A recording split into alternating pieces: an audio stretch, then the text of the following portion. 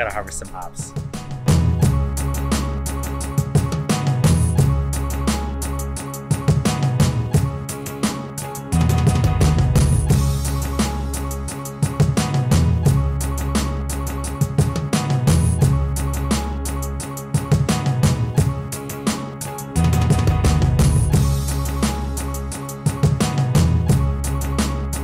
There they are.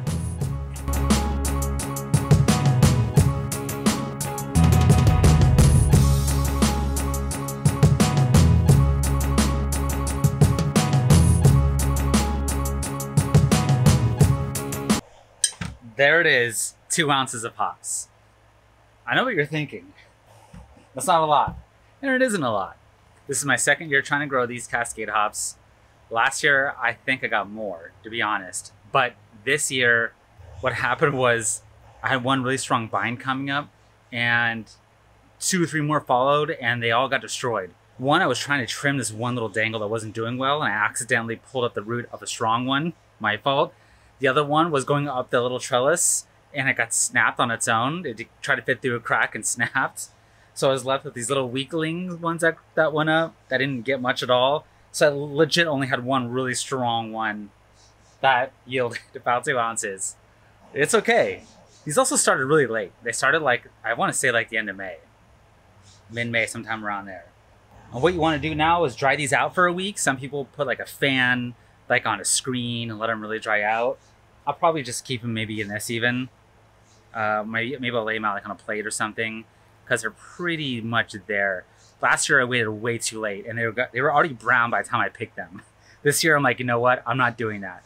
It's mid-August right now and it is hot out, but I was like, I'm not gonna mess with it. Even if it's a hair early, they don't look a hair early to me. They look about perfect. You know, I just waited till they stopped growing, and for about 2 weeks since they looked fully done. And yeah, dry them out and brew with them. So let's do that now. All right, it's been 2 months. The hops have been in the freezer. I'm going to do a comparison to Pellet Cascade hops to my homegrown Cascade hops and see how it turns out. Today's going to be an IPA. Let's get the water started.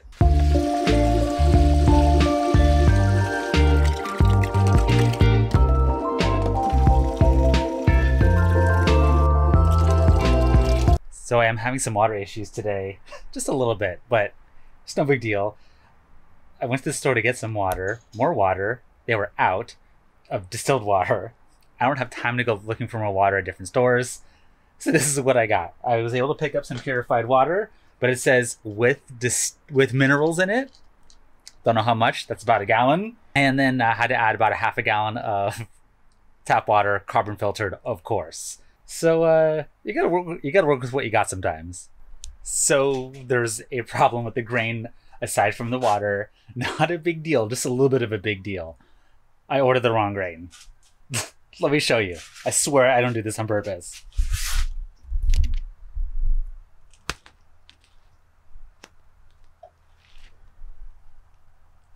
Two-row, regular old pale malt is going to be like 2 level bond. I even looked and I was like, no, they sent the wrong one. No, they did not. I ordered the wrong one. I just saw 2-row and that was it. Let's roll with it. It's not a big deal. It's just, I have grain. That's all that matters. Homebrew store shut down near me. So it's their fault. It's my fault, but it's also their fault.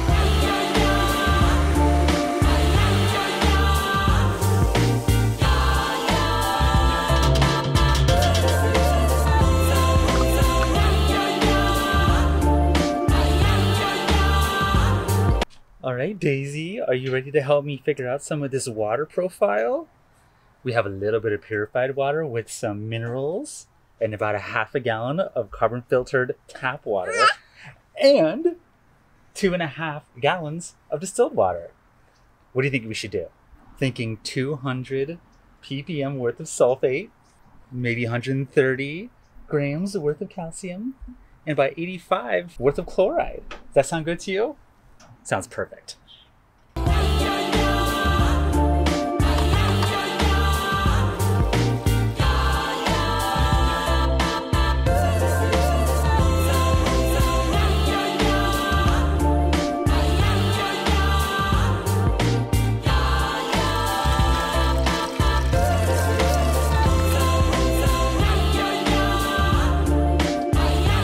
right, the hops I got for bittering are Warrior, bing, and 14.7% alpha acids. I'm going to do 0.75 ounces for 60 minutes, and that'll get me about 75 IBUs, 80 IBUs, somewhere in that range.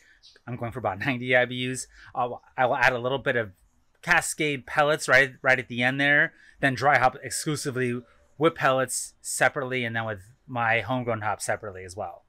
So let's add these now. I added that into one of those mesh containers. Gonna see if that helps with clogging, because sometimes when I add too much hops, I have a really hard time cooling down because the filter gets really clogged in the mash tun when it recirculates. I really like to see go all around the boil all the hops, though I don't know how much matter it really makes or how much of a difference it makes.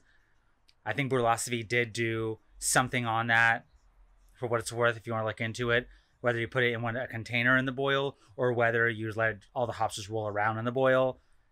I don't think there was that much of a difference, but yeah, I guess we'll find out.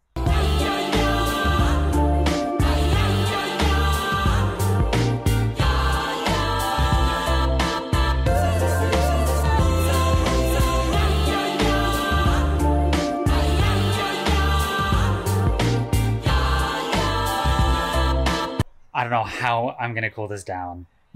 That broke off. I don't know when. My pump to chill the warts. It's just one of those brew days. I'm going to try and duct tape it. We'll see.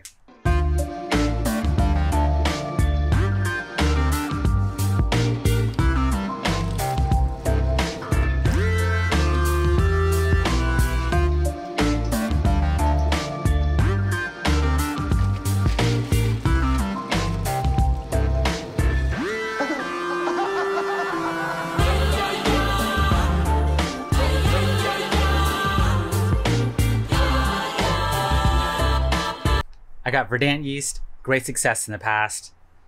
I love that someone recommended this to me because it's been great to use, easy to store, no weird off flavors so far. I've used it like 6 times. I love it. Got a brand new pack here, and it was going to go good for my IPA, which is now going to be a brown IPA. Borderline maybe arrogant bastard in look and bitterness. I just eyeballed that. All right, now that the brew day is done, yeast has been pitched, sloppy brew day, mistakes were made early, the pump broke, and let's take a gravity reading now. Now's probably a good time to do that. I didn't do it at the beginning of the boil. I meant to check it 10 minutes left in the boil to see if I needed to add any sugar or dilute it down a little bit, and I failed to do so. So let's see where we're at. Whatever it is what it's gonna be. 1070. All right, a little higher than I was expecting.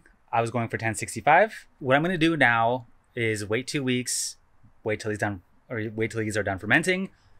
Keg each 1 gallon separately. Add my homegrown hops into one of the kegs, and then pellets into the other. And I have heard that the leaf hops, or the hops that I harvested, is that you do the same weight as you would a pellet. If it's a wet hop, meaning just off the vine, then you're doing like 6 times the amount of the wet hops because there's a lot more moisture in them.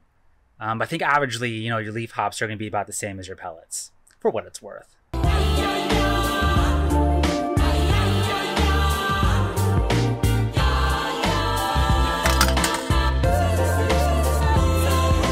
Made it to the tasting. Here we are. I got the 2 beers poured. I've not even smelled these. I have not even tasted them. Nothing. I just kegged them, let them sit for 2 weeks. Very first impressions is interesting. This is the Pellet Cascade dry hopped one. Like how cloudy that is. And this is the homegrown hops one. It's a little clearer. It shouldn't really matter between leaf and pellets whether one's hazy or not. I even poured a glass to here, dumped it, and then refilled it just to see, and it's still cloudy. I almost wonder if the polyphenols from the hops combined with the protein of the malt is creating some of this haze as well. In the pellets in particular, I wonder if the pellets are adding more. Where my homegrown hops, their leaf, probably not as much polyphenols. Let's get right to it. So the homegrown one first. Smell on it. Smells like a nice sort of caramel malty smell to it. I'm not getting any hop aroma. I'm getting a big hop aroma in the Pellet one. Much more big hop punch to it. Very like grapefruit, zesty.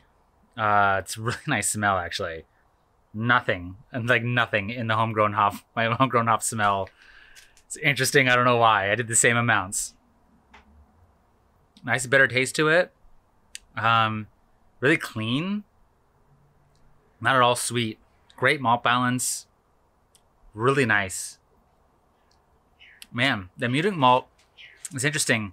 There's a little bit of sort of toastiness coming there at the end, like a little bit. But blinded, I don't know that I would think this is a dark beer. It's very, very crisp, dry tasting. No, obviously, I've never used Munich Malt as 100% as a base. But that is pretty clean, I will say. Like I said, it's a hair toastiness there at the end. The Pellet one. A little bit more bitter.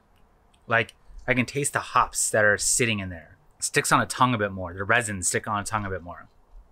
This one does not. It's more of a clean, straight, hoppy brown ale. Like grapefruit punch. It's like grapefruit zest punch. Very resiny. Nothing wrong with either one of these, actually. They're actually very, very tasty. And if these are in a can, I might not know that they were dark in color.